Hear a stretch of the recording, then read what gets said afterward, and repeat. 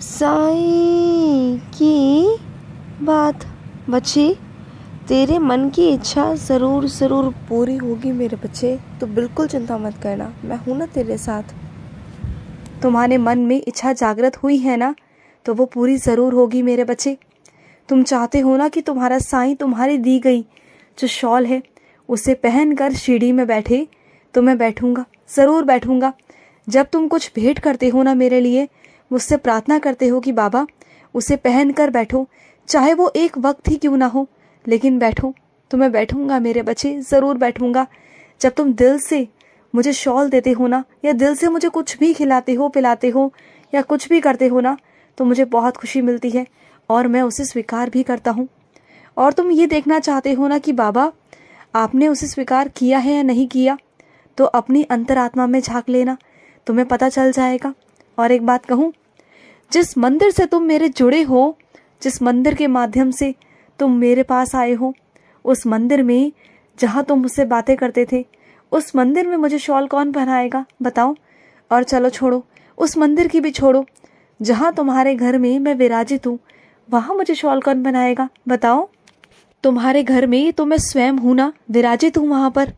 मैं वहाँ पर तुमसे इतनी सारी बातें करता हूँ, तुम्हारी बहुत सारी चीज़ों को सुलझाता हूँ, तुम्हारे घर के एक कोने में बैठकर सब कुछ देखता हूँ।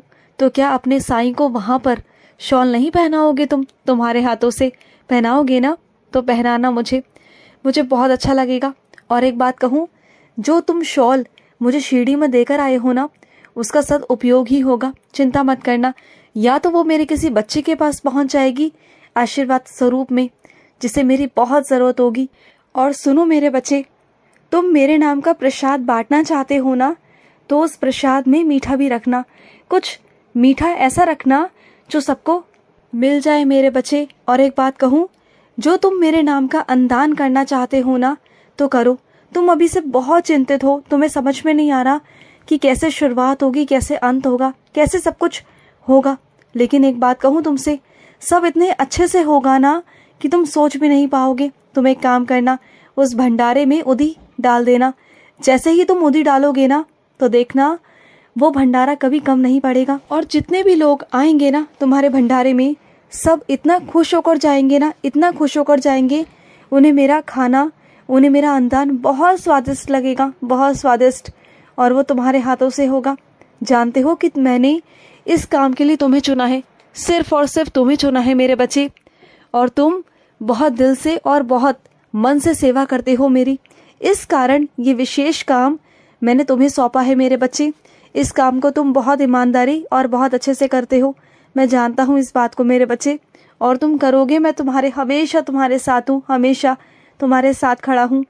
और सुनो मेरे बच्चे, जो चीज़ें तुम्हारे हाथ में ना होना, तो उन सब चीज़ों को लेकर ना परेशान मत होना, क्योंकि जो चीज़ें तुम्हारे हाथ में है ही नहीं, उन सब के बारे में सोच सोच कर क्यों परेशान होते हो।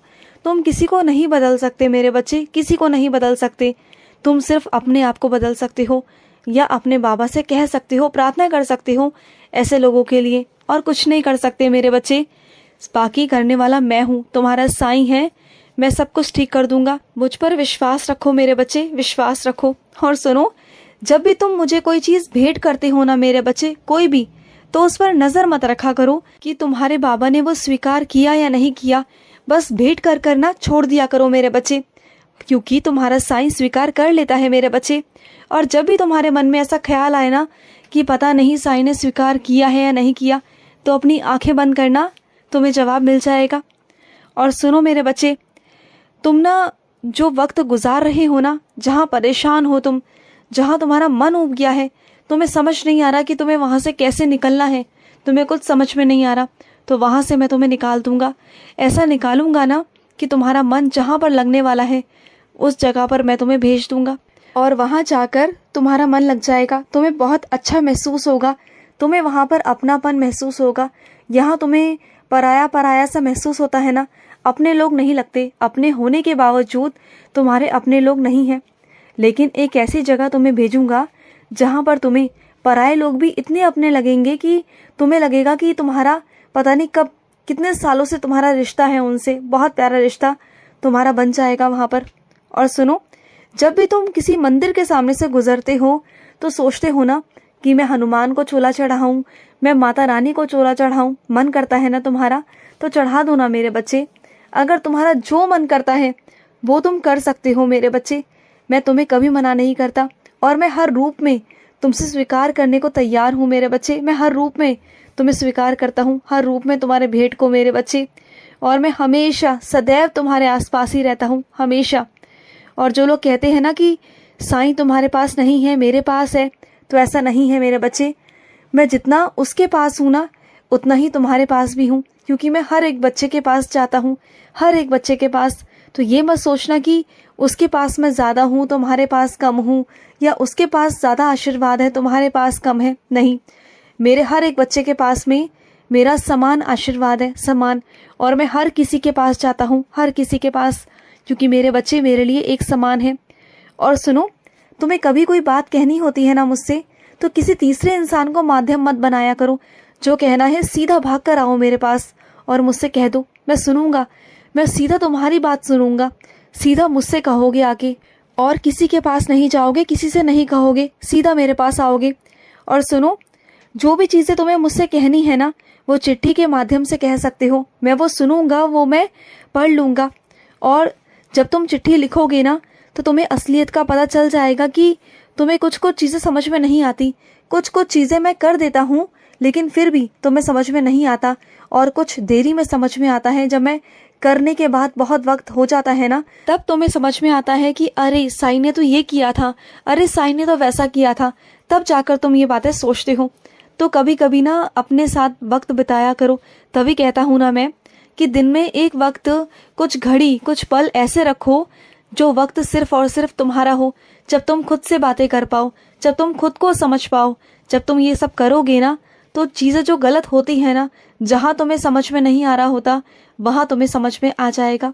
और सुनो, तुम्हारे पास कुछ ऐसे लोग हैं आसपास जो बातों बातों में ना तुम्हें ताने मार जाते हैं। तो सुनो, वैसे में ना ऐसे लोगों की बातों पे बिल्कुल ध्यान मत दिया करो। ये सोचा करो कि बस वो ऐवे ही है, वो ऐसे ही है, छोड़ दो उन लोगों को। और सुनो, तुम मुझसे मिलना चाहते हो ना, तो मैं तुमसे मिलने आ जाऊंगा। तुम मुझे देखना चाहते हो, मुझे स्पर्श करना चाहते हो, मुझसे बातें करना चाहते हो ना, तो मैं तुमसे मिलने आऊँगा। पर सीधा सीधा मुझसे कहोगे, मुझसे बात करोगे, तब आऊँगा तुम्हारे पास, सीधा तुम्हारे पास आऊँगा। तुमने मुझे बुलाया है ना, तो मैं ज़रूर आऊँगा। और सुनो, तुम जिसको अपने खाने में शामिल करना चाहते हो ना, तुम चाहते हो कि तुम्हारे जलसे में वो शामिल हो, तो सुनो, तुमने निमंत्रण दिया, वो तुम्हारा फ़र्ज़ था।